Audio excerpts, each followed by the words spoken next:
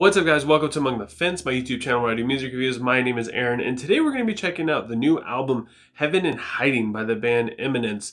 This is the fourth studio album to be released by the post-hardcore metalcore Swedish band since 2009. And I gotta admit, kind of going into unknown territory for me here, just because I haven't really been listening to this band all that much. I've heard a couple of their songs. I stayed away from the singles that were released on this album, so that way I can really just enjoy it to the fullest without really having any expectations on where the album was going to go, which I feel like helped me out quite a bit. So yeah, this is kind of like my first time listening to one of their albums in full, and I was kind of excited about that. The album starts out with the first song, I Am Become a Name. It's just an instrumental track that does have some electronic vocals in it. It goes into the second song, Ghost, which I believe is about dealing with depression and maybe even suicidal thoughts. It has references to like Dark Soul and trying to find closure and not really getting it and just having a lot of questions left unanswered. The distorted vocals in it are phenomenal, and the main riff has a really good groove to it. The clean vocals in the chorus do have a little bit of grit even when the distorted vocals come through at the same time. The strings and like the violin stuff really draws out the emotion, not just in this song, but in the entire album. And the breakdown is absolutely insane, with the vocals giving a little bit more dynamics to it. Then we have the song Temptation, which is about giving into something you probably shouldn't be doing, such as temptation. It sounds like there's a guitar with like this phaser effect laying down the melody. It sounds really good. The strings in the pre-chorus really set the atmosphere going into the chorus. It's very open, has fantastic drum work and beautiful vocals. The second time the pre-chorus comes around, has a little bit more presence from the chugging guitar, which sounds really good, and the breakdown is super duper heavy. And it goes into the next song, Surrender. These flow back to back really well together.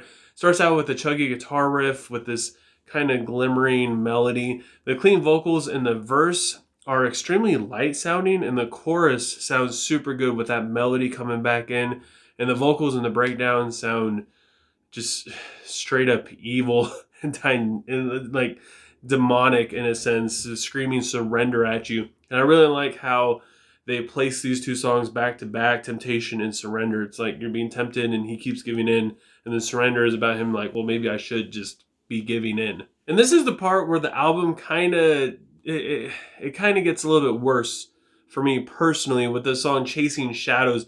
It starts out with this synthy, maybe guitar kind of melody thing. I don't know. It sounds beautiful, especially with the strings.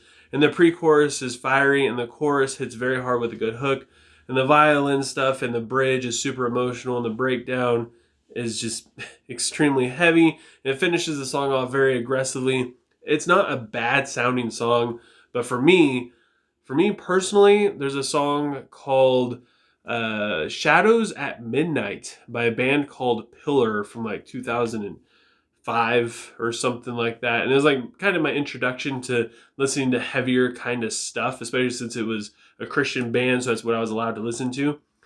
And this song, Chasing Shadows, the hook is Chasing Shadows at Night, and now we have, or Chasing Shadows in the Dark, and now we have Shadows at Midnight. It's literally basically the same exact hook.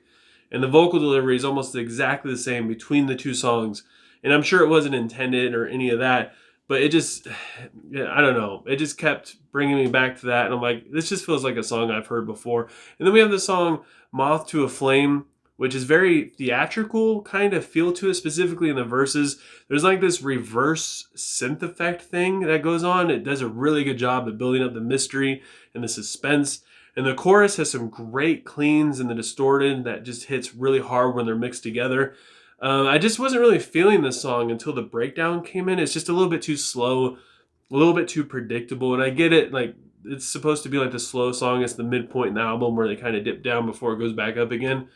But I don't know. It felt a little too generic for me, I guess. And not everything on the back half of this album is bad. I enjoyed the song Enslaved, which has a really fun beat to it and very clever paced vocals. I love how this song, it picks up as it goes on. You go into the verse, it just has like the synth beat, and then once you get to the pre-chorus, the guitar joins in and the drum becomes more intense, and it just all comes together in the chorus. And the guitar tone in the pre-chorus is just fantastic. And the breakdown slash bridge section feels like a literal like mental breakdown in a sense, as he's becoming just overwhelmed by all these emotions. But then we have the songs that surround Enslaved, like Alleviate, which was, I believe, one of the singles that comes before Enslaved. And I believe that this song is about not being able to get out of your own way. It has really clean vocals, and the performance sounds really good. The chorus kind of like drags you in as the music gets more and more intense and emotional. It's a very strong emotional song, but it has O's in it and they don't really sound all that bad. It's just very, like I said, it's just predictable. And I feel like that's where the downfall is with some of these songs. Like in Disappear, which comes directly after Enslaved, has this like laser sounding guitar melody thing, sounds really good, specifically with the harmonies. And the verse has this super heavy chugging guitar. And the lyrics in the chorus are almost cliche. They have a really good metaphor to them, but it's just, I don't know. I guess it's really like, it's just like right on the border of being cliche and being creative. But at the same time, it's just so prominent. You just kind of left scratching your head. The breakdown and the vocals throughout it kind of redeem the song in a sense, but again, it's just a little bit too predictable. Then we have the song Lost and Left Behind, which this is probably the only song that I just really didn't like. This is an Architect song right here. It starts out with this static kind of guitar riff. It has a really good melody. The lyrics are actually cliche in this one. The violin parts sound fantastic, but that's about as far as it goes. The breakdown had this opportunity to really keep the energy going throughout this song, and they sort of did that in a way. But this is a song where it starts out with this really cool guitar riff and really intense drum work, but then it goes down into like a synth beat with maybe just some like drum stuff in the verse. It just has this vocal effect on the verse, kinds of build the atmosphere. Then the chorus is just super predictable. The chorus comes in, it's very basic metalcore stuff. And when the breakdown came in, it just had all this energy going and passion, and I was really hoping they would just play off of that. And then in the last chorus, there'd be distorted vocals and be nice and heavy and thick and perfect. But they didn't do that. They just kind of kept the musical energy going throughout it in a sense, but it still had clean vocals. And it was just, yeah, it's just a radio friendly song. I was not feeling it whatsoever. In fact, all the times I listened to this album, that was the one song I just could not wait for it to be over. But then directly after it, we have the song This Too Shall Pass, which is a very short kind of, and it's actually written in Persian, but the translation for it is This Too Shall Pass. It's very theatrical in vocal performance and in the music. And it's honestly just a fantastic sounding song, specifically in like the instrumental where there's a strong violin kind of solo thing. And then directly after, it's the song, it's a symbol for infinity, and it's considered an intermission, which is kind of weird because it's the final song in the whole album. It's a very beautiful instrumental with strong violin stuff in it again. I feel like it could have just been attached to the song before, This Too Shall Pass, and it could have all just been one thing. I'm not really sure why they decided to separate it, because it would have worked well that way. But, I mean, it still sounded good either way. And finally, we have the closing track, which is also the title track, Heaven in Hiding. It starts out with very breathy vocals as it comes in on the chorus. The verse has tons of atmosphere. The lyrics are very well written. I get tons of Sleep Token vibes in this, which is not a bad thing. And even the breakdown comes in with some unique heaviness and aggression just for a second to finish everything off. And this song almost falls into the same trap as Lost and Left Behind in terms of being generic, but they just add a little bit of stuff in there to make it their own and make it stand out a little bit more. And it might be my favorite song on this album. It is definitely up there. It's a brilliant closing track. It brings everything to a close, and it just sounds so good. I really enjoy this album, but I do have some issues with it, obviously. The last half of it being a little bit too generic for my taste, a little bit too radio friendly, and just kind of like what we've been hearing from metalcore for quite a while. And also, every song seems to be about the same exact thing. At least that's kind of how I took it. With a couple listens that I gave this based on the lyrics, it's kind of what I got from it, is every song seems to be about like the same traumatic event or the same depression or something along those lines. It does come off a little bit dramatic in that sense, but I mean, who knows? Maybe it is. Maybe something really bad happened and this depression he's dealing with was enough for him to write a 13-song album on it. I'm not sure. Maybe it's all different stuff and I'm just dumb. Who knows? But that's the impression I got off of it on like the first like 2 listens. But the more I dived into it, the more I started to notice that this was a little bit more theatrical. Some of these songs have, like I said, a theatrical kind of presence and delivery to them, specifically in like This Too Shall Pass. And it's just, because of that, it brings the storytelling out a little bit more.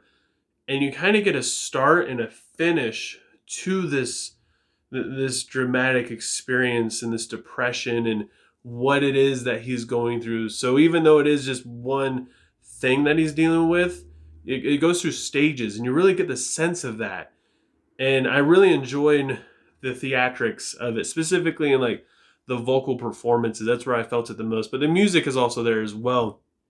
Speaking on that, the music and the songwriting in this, even though I do have some issues, like I said, with some of the more generic kind of songwriting stuff, it's all still really good. I mean, their use of strings are fantastic. They don't overdo it at all. And the lyrics, and even though they could be a little hit or miss here and there, they're still really good as well. There's great communication in there. The vocals are fantastic. Clean vocals sound so good, and the distorted vocals are just absolutely impressive. I feel like this band doesn't get enough recognition for their distorted vocals. I mean, I haven't really had my attention pulled to them for that specific reason, it seems like. Because normally everybody's like, you gotta check out the vocalist in this band, like with Signs of the Swarm, or I don't know, even Whitechapel, that vocalist, he gets a lot of appreciation. But I feel like the vocals in this definitely don't get enough. So with all that said, I gotta give Heaven in Hiding by Imminence a 7.9